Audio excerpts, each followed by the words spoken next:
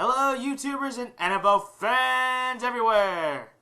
This is Matt, the NFL Fanatic, giving you my 2015-2016 Conference Championship Week predictions.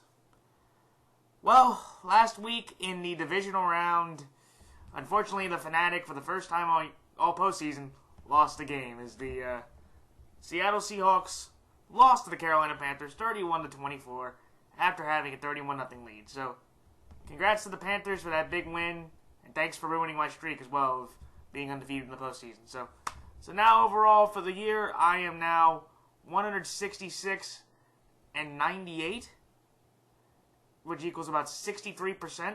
And now overall for the postseason, I am 7-1. So that's pretty good. That out of the 8 postseason games, I only got one wrong. What a sensational divisional weekend. All the games brought pretty much all the hype that everybody expected. There were such great finishes, such surprising endings, and, you know, it was such a great weekend. I'll go through each game very quickly. The New England Patriots beat the Kansas City Chiefs 27-20 in a pretty much an expected type of game. Through 3 quarters, KC scored 6 points, and that was frustrating. But at the same time, you know, they put up a good fight. Alex Smith had a solid game. The big fumble by Niall Davis was, I think, the turning point of the game, which was huge. Tom Brady had his 8th postseason game with 300 yards passing, 1 game behind, ironically, Peyton Manning, who he is playing this weekend, for the most 300-yard passing games in postseason history. And I also want to congratulate the Patriot fans. I'm being respectful here. I know a lot of people, they can't stand this. But New England is, or I know a lot of people can't stand the Patriots. Maybe not me, but the Patriots. I do want to congratulate that franchise for going to their 5th consecutive conference championship game, only joining the 1972 through 77 Raiders, who also made 5 consecutive conference title games. And I guess shout out to John Glover, the football guru, his team. That is really, maybe for him, a little bit disappointing, but his Raiders and now the Patriots are tied with that record, so I don't know how he feels. But shout out to the Football Guru. Please, everybody, check out the Football Guru 2 channel for his great picks. And it was a game that, it was a huge factor to have Julian Edelman back. He ended up having 10 receptions for 100 yards. And he actually, though, had a career high in drops with 3 in the first half, which was very surprising. But I just contribute at the rust. But New England had a very decisive victory. Congratulations to them. 15-3 all-time in the postseason.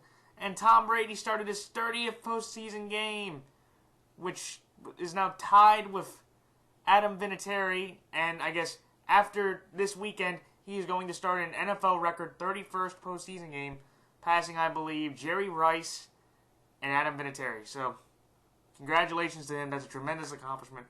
Congrats to the Patriots on a very solid win over a game Chief team, even though, again, they didn't get to Brady, I think, the whole game, which was a surprising factor. I do believe since Brady had his receivers back, he could get rid of the ball a lot more quickly, which was something that over the last few weeks he hadn't been able to do. So there are my thoughts on that. The Packers and Cardinals game. Wow, that was a sensational game by both squads. It was Green Bay's defense, and this is what I expected. It was basically almost the offensive version of Seattle and Minnesota. Green Bay getting Sam Shields back was huge because they were able to play their defense a lot more the way they wanted to. They could blitz a lot more often because they had 2 corners they trusted on the outside. And it was a very entertaining game and a very competitive game. Also, it was very interesting for the Packers the way they lost because now they have lost 3 consecutive games against the NFC West in the playoffs on a walk-off. You had this year with Palmer going to Fitzgerald, back-to-back games in overtime. And then you had, in 2013, they lost to the Niners when Dawson kicked the game-winning field goal to end that game. So that is really tough. And actually for Aaron Rodgers, he probably does not want to play the NFC West at all because in his playoff career, he is 0-5 against the NFC West all-time. And actually, here was a great stat that I found out. He's actually 0-7 in overtime games. Who would have thought that Aaron Rodgers in overtime, you just can't, you know, he's not a guy that you can trust to win. Again, is it all his fault? Absolutely not. And he made 2 of the craziest throws you will ever see in a postseason game. A 4th and 20 from the 5-yard line to Jeff Janis and then another 41-yard Hail Mary to basically essentially copy the one he had in Detroit, even though I know that was for about 60 yards, this was 41. But I actually give Janis more credit because he had to jump over Patrick Peterson to get that ball, which was incredibly impressive. And also, this is kind of the amazing thing, is that going into the game, Jordy Nelson has been out the whole year, and Devontae Adams, who was out of the game already in the beginning because of the ankle injury suffered against Washington last week. But they also lost Randall Cobb to a punctured lung. So basically, you got Abbrederis, Richard Rodgers, and Jeff Janis, and they didn't have Ty Montgomery. They had those two guys. And the fact that Rodgers was able to connect with Janis, who going into the game in his career over the last 2 years had 4 receptions for 95 yards going into the game for his career. He ends up having 7 receptions for 145 yards and 2 TDs in the game, and what a sensational finish. But at the same time, I do want to mention this because Clay Matthews was talking about after the game, the NFL should go to college overtime rules. And a lot of people were saying he's a sore loser, he's frustrated. And I'm one of those people that I kind of understand Clay's argument a little bit, because I'm a person that's always believed in that you should let both teams have the score in overtime, because anytime in overtime, somebody scores a touchdown. And this has happened a lot this year. You can look at New Orleans and Dallas. They had a complaint. The only game that you could argue that was awkward was the New England Jets game, where Belichick deferred to the Jets. So he won the toss and, gave the ball to the Jets. But whenever you have that chance of when the first team scores, that the other side has a legitimate argument of, why couldn't we get the ball? Because it would be only fair to respond. Because in college football, no matter what happens in the possession, field goal or touchdown, the other team gets a chance to score. So at the end of the day, whoever wins the game won the game because they couldn't capitalize on the one opportunity. And that's, nobody can complain. Well, in the NFL, every time this happens, the other team, whines and moans and complains about not getting a chance, and they have a valid argument. Russell Wilson's done that twice over the last 2 years. He did it against Denver and Green Bay last year. And I'm just tired of all the arguing. So I would give the other team a chance to have the ball. However, unlike college, like Clay would say, is that they started at the 25-yard line each time. I would say you kick the ball off. And I've hated that in college football too. Why does college football always start at the 25-yard line? Why can't they just kick the ball off and make the teams earn their spots?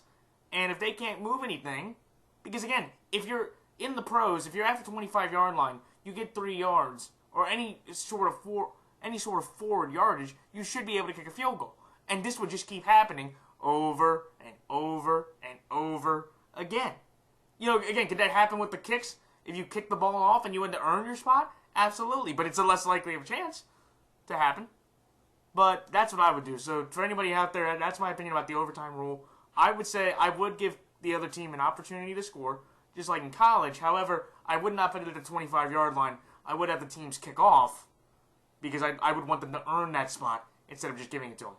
But, at the same time, everybody that might disagree with my opinion, I do want to congratulate the Arizona Cardinals and Larry Fitzgerald for having a sensational game, and the class to wish the ESPN senior NFL insider Chris Mortensen, and I do as well, a very quick and speedy and successful recovery from suffering from stage 4 throat cancer. So for me to, everybody out there, please send your prayers out to Chris Mortensen. I wish him the best of luck in his battle with stage 4 throat cancer. I know my family, my mom, and most of my family have suffered through cancer in the past, and we've been able to be fortunate and thankful enough to get past it, and I wish Chris Mortensen the best of luck as well. So that's from the Fanatic to you, Chris.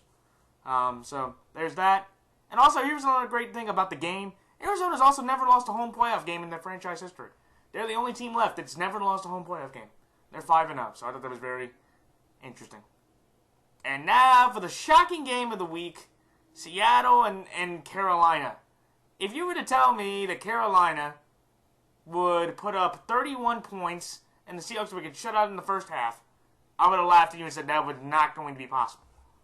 And that's exactly what happened. Right from the first play of the game, Jonathan Stewart getting a 58-yard run. It was incredibly, shocking. And that might have been the tone setter of the game, because as soon as that happened, I was like, this isn't going to look well. And then they get the 4-yard run after that. Then the very, next series, Russell Wilson on his second pass attempt, or on the second play of offense for the Seahawks, he throws an interception. It gets returned for a pick six.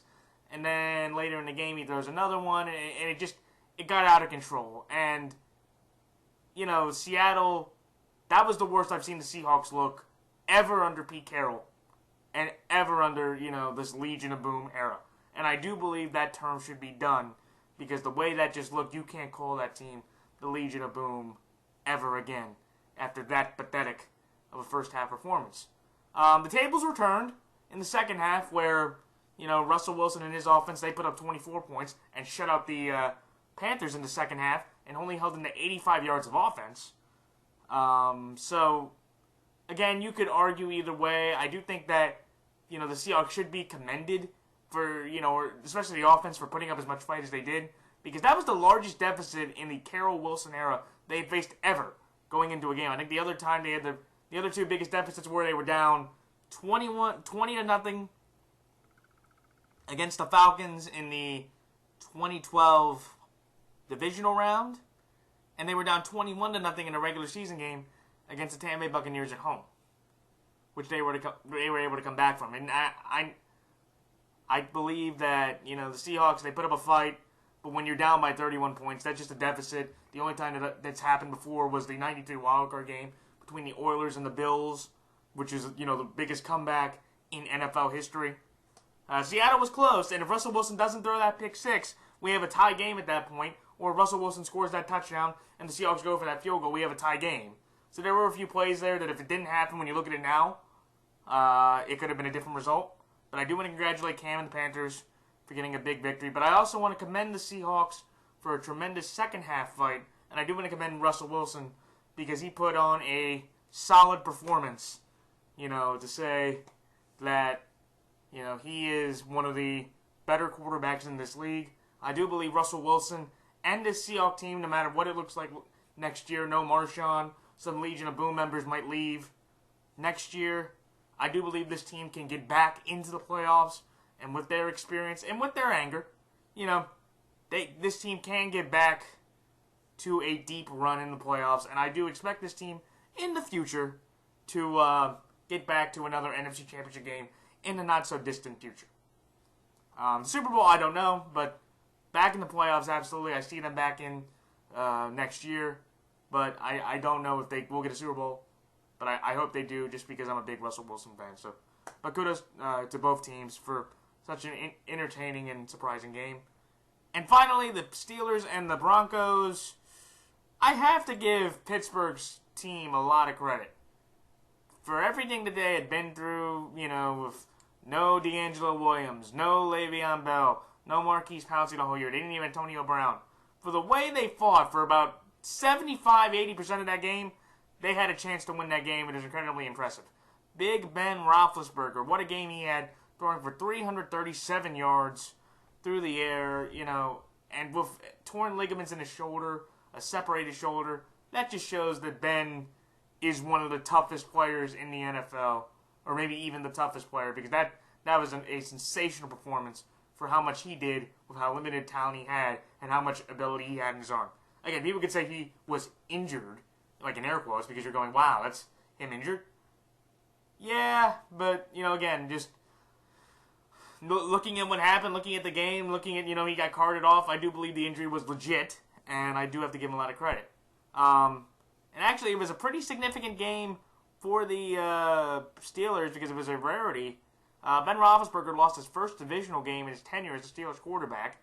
The Steelers lost their first divisional game overall since 2002, and the Steelers lost their first postseason game while leading in the fourth quarter for the first time since 1994.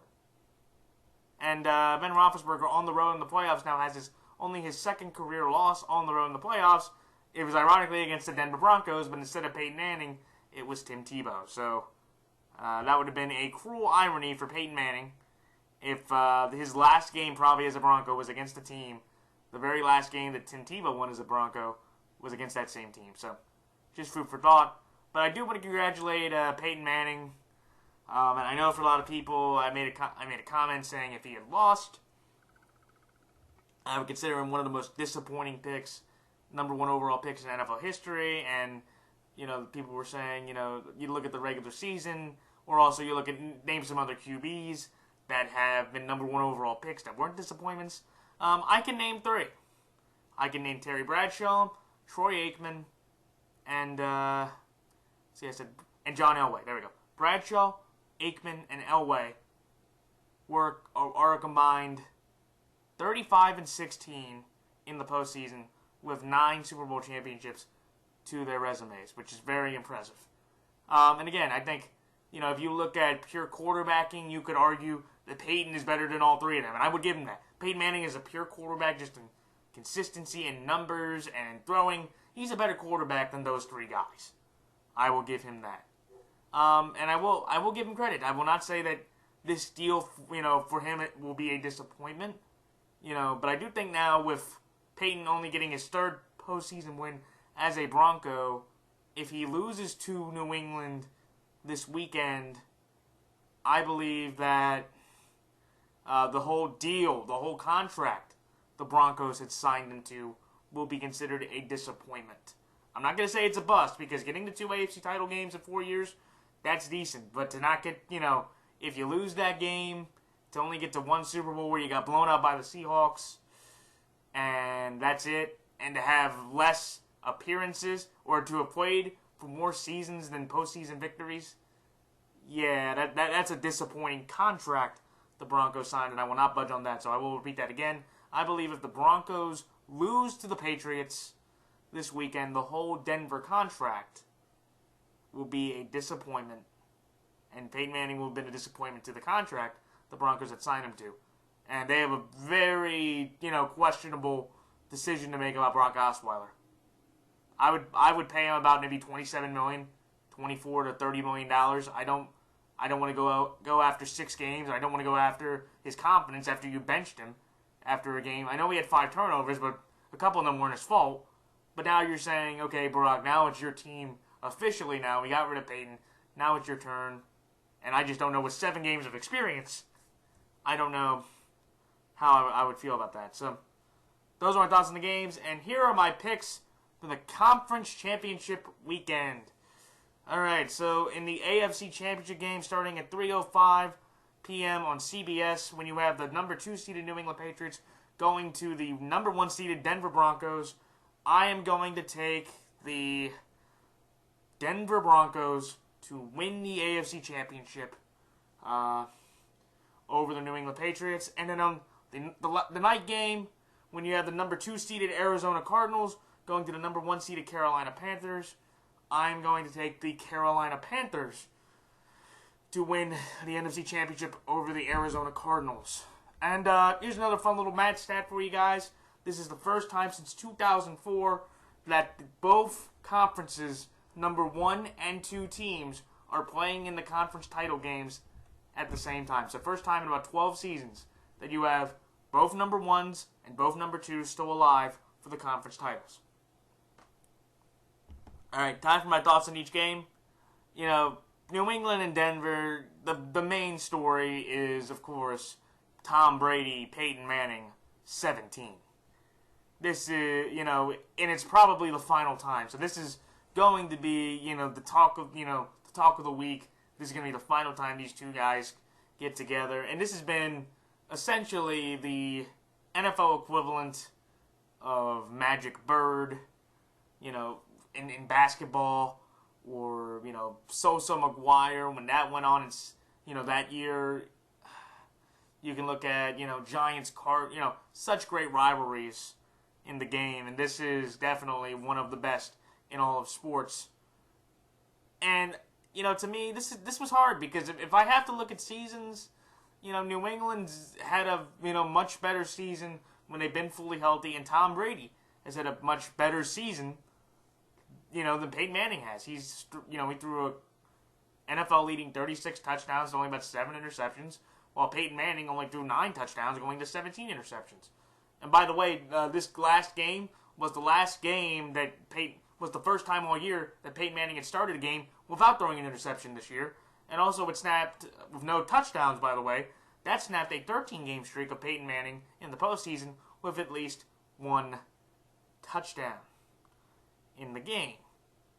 And, when you look at the numbers, Tom Brady is 11-5 all-time against Peyton Manning. The numbers for Brady in those games, he's completed 69.6% of his passes, 4,013 passing yards, 32 touchdowns to only 14 interceptions, while Peyton Manning has completed 68.4% of his passes in those games. He's thrown for 4,809 yards. He has 32 touchdowns to 22 interceptions. In the playoffs, this is the 5th meeting, so this is a great way in the best of 5 against these two teams, or against these two guys, to settle the score. And every home team has won every game. So I think I'm going to use that to a bit of my advantage. And also, but here's, the great awkwardness of this. Tom Brady, in his whole career, for his historic, here's a great stat that I've known, and I've said this before. If you've been watching my videos, I will say it again. There is only one team in the NFL that Tom Brady has a losing record against. It is the Denver Broncos. He's played 11 times there, and he is 5-6. He's won the last 3 in New England, and overall in Denver, he is 2-6 on the road. In 4 of those losses, with the QBs, were those games, Tom Brady lost to Danny Cannell in a game in Denver.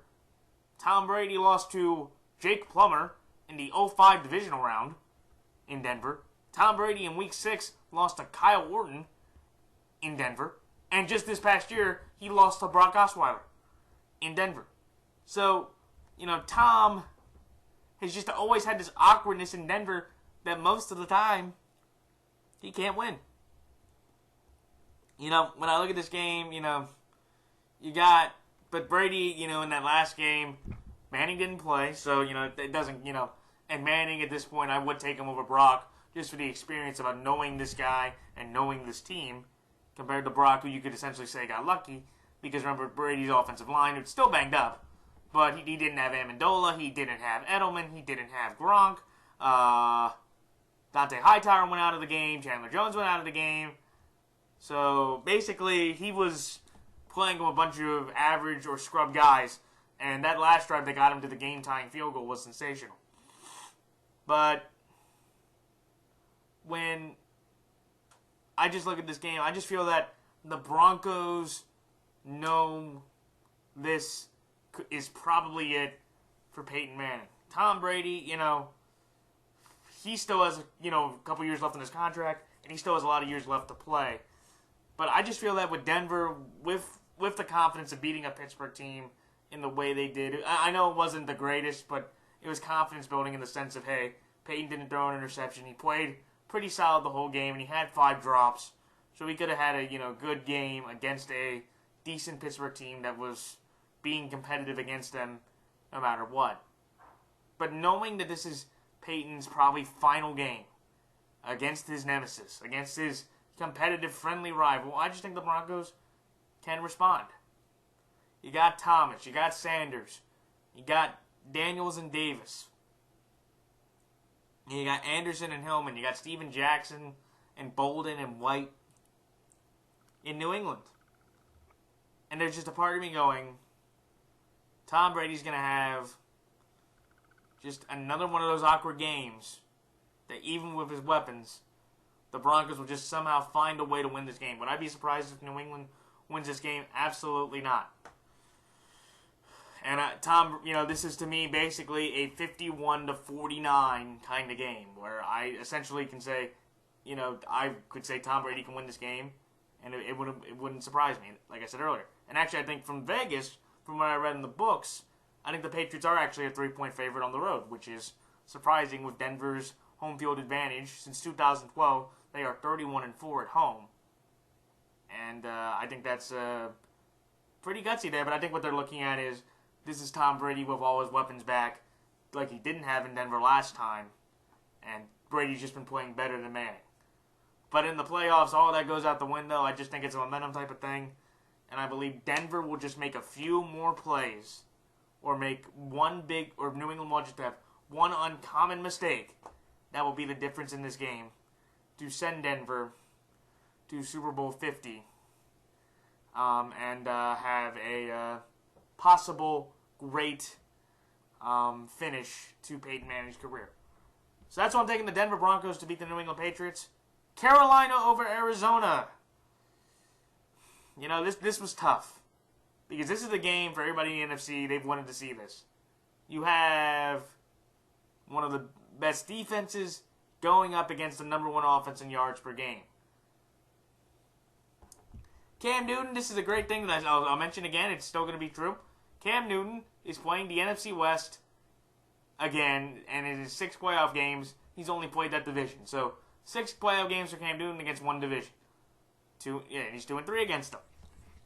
And the Panthers all time are actually 1-1 against the Cardinals in this series. Both games have been at home.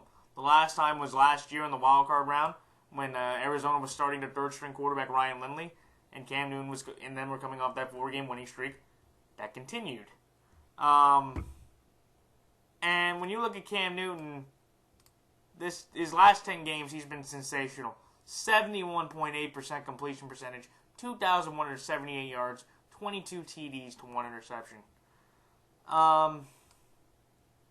And when I just look at this game, there's just a part of me going, the way Carson Palmer looked, it wasn't impressive. It made me cringe. It made me concerned. And, you know, those two red zone interceptions. The whole year, Palmer, I don't think had thrown that many. I don't think he's thrown any red zone interceptions up there. He threw 2 against the Packers. And there's just a part of me going, you know, this is going to be, you know, these are 2 franchises that are trying to get their first Super Bowl. And for Arizona, they have the second longest active drought in championships in all 4 major sports, going into now 68 years. The only team that's had a longer drought in winning a title are the Chicago Cubs, who have the longest streak at 108 years and counting. So, you know, the Cardinals, I think a lot of people want the Cardinals to win. But at the same time, after everything that Carolina's been through, and after every part of the year, and every doubter, from me to mostly everybody, at some point in the year, we just doubted the Panthers, saying, you know what, they're going to lose eventually to a better team, or it was competition, or Cam's not really going to be able to do this, or something like that. And again, you know, they've stepped up essentially every time, except against Atlanta. And they are carrying an 11-game home winning streak themselves into this game, which I believe now is the longest home winning streak in the NFL today, which is big. And this is also another great thing. The first time in NFL history that the Cardinals-Panthers games, you're going to have 2 Heisman winners and number 1 draft picks quarterbacking in the same postseason game. First time in NFL history that is going to happen with Palmer and Newton. But I'm going to take the Panthers because I trust that Panthers defense a little bit more, even though you could say, well, this is crazy. Because if you look at what Russell Wilson had in weapons with Jermaine Kearse, Tyler Lockett, Doug Baldwin, and them, you know, putting up 24 points, imagine what you can do with John Brown, J.J. Nelson, Larry Fitzgerald, Michael Floyd. And also you have, Darren Fells, who's shown up to be a decent tight end. I get that. But the one thing that I know about Carson Palmer that I think would be, if Carson Palmer had Russell Wilson's legs, I pretty much would have taken Arizona. But knowing Carson Palmer, he's essentially a statue quarterback. That spin move he had to Fitzgerald for 75 yards, that was probably the first time I'd ever seen Carson Palmer pull something off like that, where he actually spun and moved around and threw across his body to Fitz for 75 yards.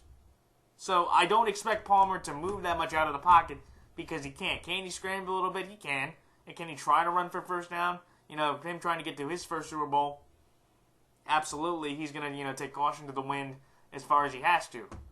But just watching Carolina and watching Arizona, there's just been a feeling of both squads. Arizona wants to prove that last year's game against Carolina was an absolute fluke because they didn't have Palmer, which I think, most people agree with that.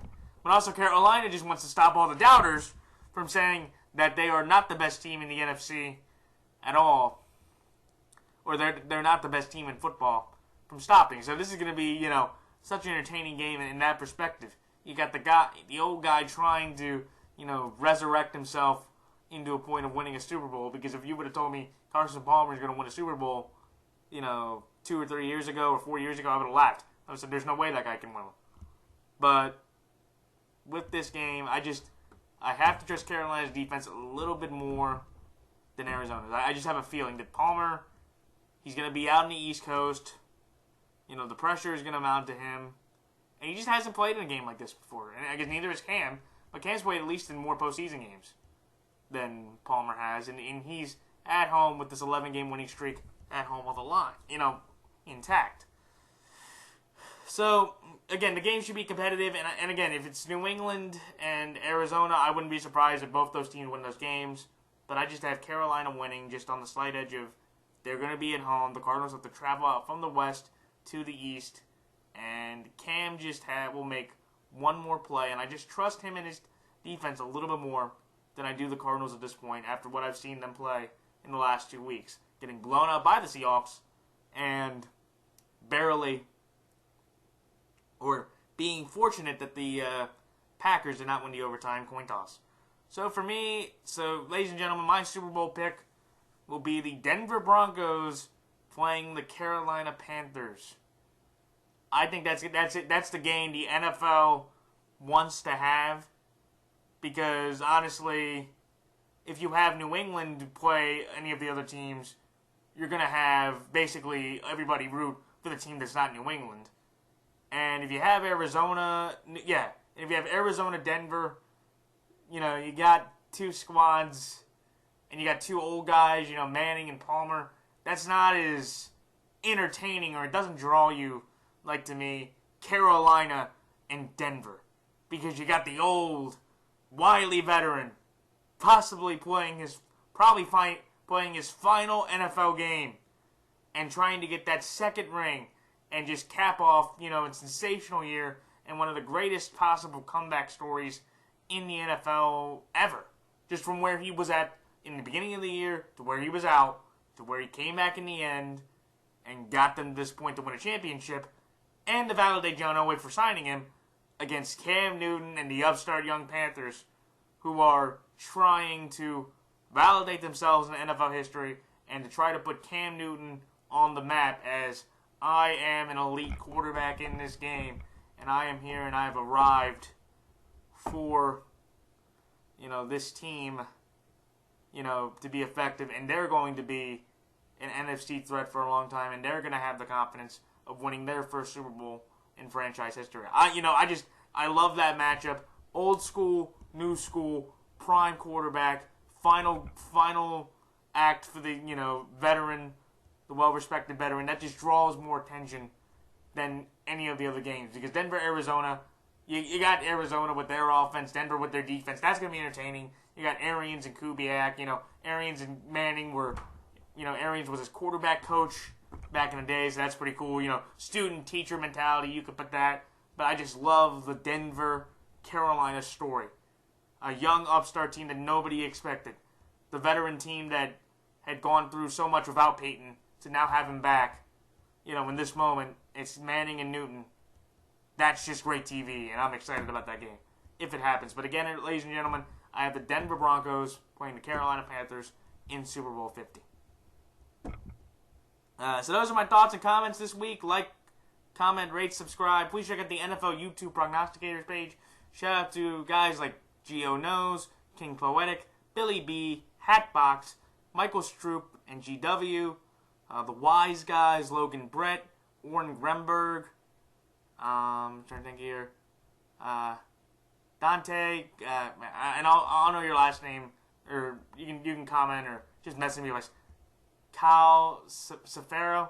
And I know I probably botched that horribly, but shout out to her. She does great picks.